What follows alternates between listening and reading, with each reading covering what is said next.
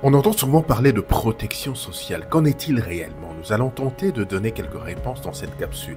Mais avant cela, nous vous invitons à bien vouloir vous abonner pour ne rien rater de nos futures publications.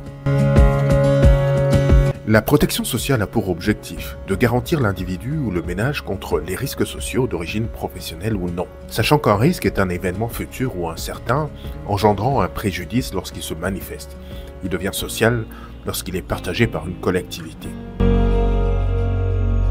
Les risques sociaux sont susceptibles d'altérer les revenus en portant atteinte à la capacité de travail. Par exemple la maladie, par exemple l'accident professionnel ou non, ou encore la vieillesse.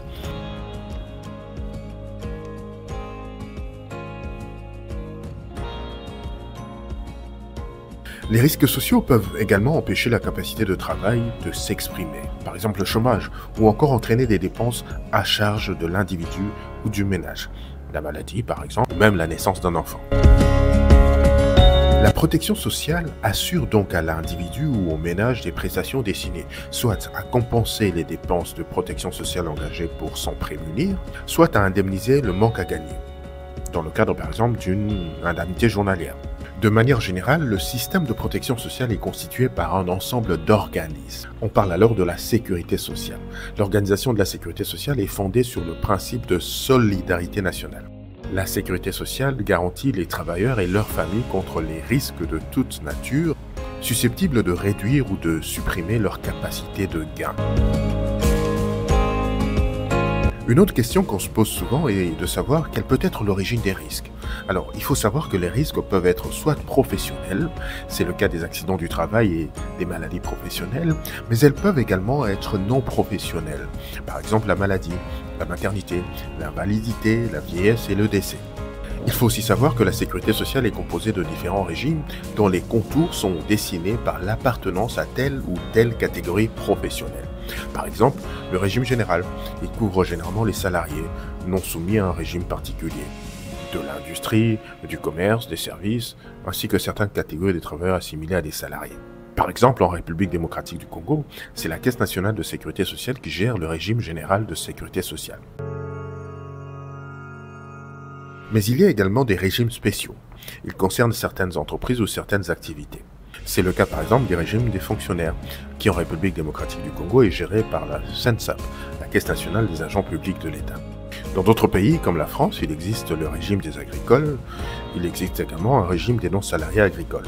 Beaucoup de pays à travers le monde prévoient une complémentaire. Les régimes de prévoyance complémentaire offrent aux personnes et à leurs familles une couverture sociale en complémentaire venant s'ajouter à celle des régimes obligatoires de sécurité sociale. La protection complémentaire peut résulter d'une démarche individuelle, mais le plus souvent elle est proposée aux assurés à titre collectif dans le cadre de leur activité professionnelle. Dans l'écosystème de la protection sociale, il y a également la couverture maladie universelle. Elle vise à assurer un réel accès aux soins pour toutes les personnes et leurs familles résidant de manière stable ou régulière qui ne relèvent d'aucun régime professionnel. Elle offre aussi aux plus défavorisés de la population une couverture maladie universelle complémentaire. Il y a aussi ce qu'on appelle la retraite complémentaire. Les régimes des retraites complémentaires ont pour but d'assurer un complément de ressources qui s'ajoute à la pension vieillesse du régime général. On n'oubliera pas d'évoquer également le régime d'indemnisation chômage. Le régime d'assurance chômage est financé par les cotisations des salariés et des employeurs. Dans certains pays, il existe ce qu'on appelle le régime de solidarité, qui est financé par l'État et qui consiste dans le versement d'un revenu de remplacement à certaines catégories de personnes à la recherche d'un emploi ne remplissant pas les conditions exigées pour bénéficier du régime d'assurance chômage. Avant de terminer, n'oubliez pas de vous abonner et d'activer la cloche. Enfin, lorsqu'on parle de protection sociale, on fait également allusion à l'aide sociale. Elle propose aux plus défavorisés de la population une protection subsidiaire et complémentaire afin de les aider à faire face à des besoins vitaux non pris en charge par les dispositifs de sécurité sociale. Voilà tout pour aujourd'hui.